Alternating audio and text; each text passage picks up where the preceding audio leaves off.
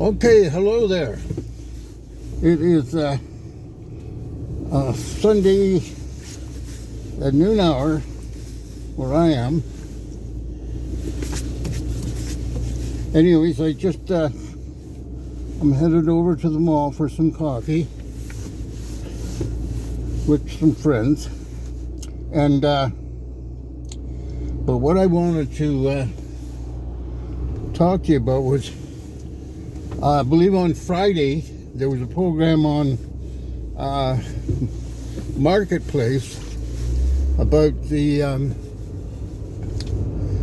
dealing with the subject of the improprieties in the home care system, and but I actually missed seeing it because I was looking after my wife. But anyways, I did see a couple of trailers on it, and it kind of dealt with the situation in a real way. And they asked for submissions,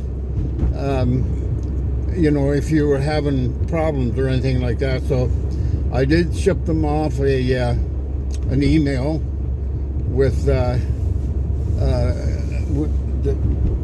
contained quite a bit of the information and about my experiences, which have pretty much been well, I won't say that because it's not all true, about my bad experiences with home care. And after saying that, I have had, and Dorothy has had, some very good experiences. But the problem is that we're not dealing with a game of checkers or a hockey game or anything like that. We're dealing with human lives. And you're dealing with humans that are totally dependent on these people showing up on time and doing their job properly for the patients. And I'm speaking for everybody here, not just my wife, because I'm sure that if anybody's watching this video, they have or know somebody that has had some pretty bad experiences. I know most of the replies I got on my last video were pretty much the same thing that I'm having trouble with, except for one. And the reason why she is not having trouble is because she's dealing with the VON, and the VON is a paid service. So they've been pretty reliable. But not everybody can afford, and me being one of them, can afford to pay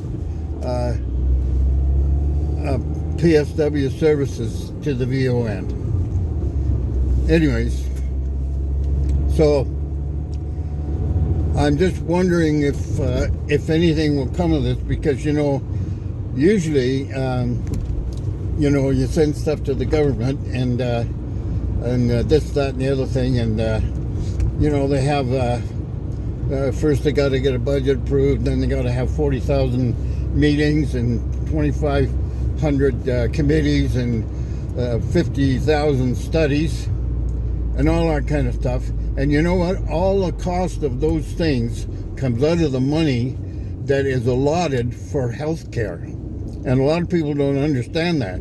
When the government approves a program for X number of dollars, that also includes the cost of the committees and overhead and stuff like that. So the net result is what they say they're going to give, a lot of that is used up in these studies and all this kind of stuff. So the net of all that is that sometimes there's not a hell of a lot of money left for the actual situation that needs to be dealt with. And I'll say it again, that the PS, all you have to do to solve this whole problem is make the job desirable. And that means pay them a good rate of pay, give them benefits, give them steady hours at one facility.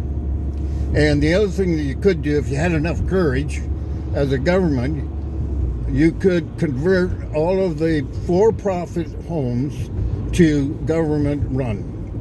Because I'm a firm believer that when you have a for-profit statement, then the focus becomes on the for-profit and not on the patient. And I know everybody well, not everybody, but a lot of people say, oh no, that doesn't happen. Well, that's bull. It does happen. I was a owner of a corporation for a number of years, and I know what happens, because a corporation that doesn't show a decent profit line at the bottom, they have no borrowing abilities, they have nothing, because they have no equity to speak. So that's why they have to focus on profit. And that means patients go without this or without that, or they shortcut this or they shortcut that. They chisel the employees to the point where they quit. And that's why they quit, is because the job is not deemed valuable. As soon as they can find something else, they go there because they have the benefits and they have a better rate of pay. And it's just that simple. Just that simple. And I don't know why our governments, all of them included, cannot get that simple answer. I'm a stupid guy. I'm not well educated and all the rest of it. And I can figure that out. So if I can figure that out, all these brainiacs, they should be able to figure it out. Simple process. If you value your job, you will keep it. And it'll be valuable enough that you'll say, okay, there's a lot of bull and blah, blah, blah, and blah, blah, blah. But you know what? I'm doing all right. I'm making good money. I have great benefits. Yes, that's the answer. Simple. And I don't know how many times I said that. It's probably getting boring, but it's a subject that I believe pretty much every family or every Canadian has had a brush with this type of situation, and or is looking after a loved one or somebody that's ill and needs help in a big way. So I'm not just talking about my situation. I know of, and a number of people just in my small circle that have had these problems. But anyway, so I guess that's my spiel for today. I want to really talk about something nice for a change, but there doesn't seem to be a lot of nice going on in this world today. There doesn't seem to be a lot of it. We're on the verge of a third world war. We got the pandemic to deal with, and we got this particular situation with healthcare. And I said it before, as far as healthcare is concerned, in our country that has how would you say, maybe not rich, but has a good capability, our healthcare system should be totally free. Totally free, because what's more important? Making guns and war? No.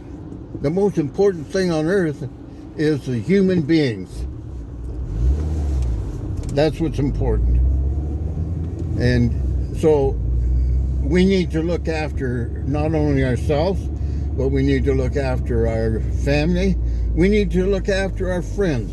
We need to look after everybody. because people are what's going down. And that's another thing that we can't seem to get straight. You know, human life doesn't seem to have any value, especially when it comes to some people or some governments. You know, they're perfectly prepared to pull the trigger on as many people as they feel they want to, and do it and get away with it. And that really bothers me. I mean, if this guy in Russia gets away with this without paying a penalty, I'm going to lose my whole faith in the human race. You know, because he can't. We, as a race of people, we cannot allow a guy like this. And he has a free hand. And anybody in Russia that opposes him suddenly becomes dead. So this is an enemy to every human being on earth, this guy. And he doesn't seem to have any conscience. Obviously he doesn't have any conscience. But like I said, I'm just a dumb cowboy, so to speak. And my voice is rarely listened to, and I understand that. But it does give me a chance to, how do you say, vent my frustrations. Anyways, I'm at the mall. I'm going to go in and enjoy hopefully a good cup of coffee and talk with a couple of friends for a while, and I got to buy a couple of groceries and stuff like that. So anyways, I will be talking to you soon, and if you're listening, I appreciate it, and I hope you're all well and doing great. And if you feel like it, subscribe to my channel. It would really make me feel better. And ring the bell so that you get a notification when I publish a new video. Anyways, thanks a lot, guys. We'll talk to you soon. Bye now.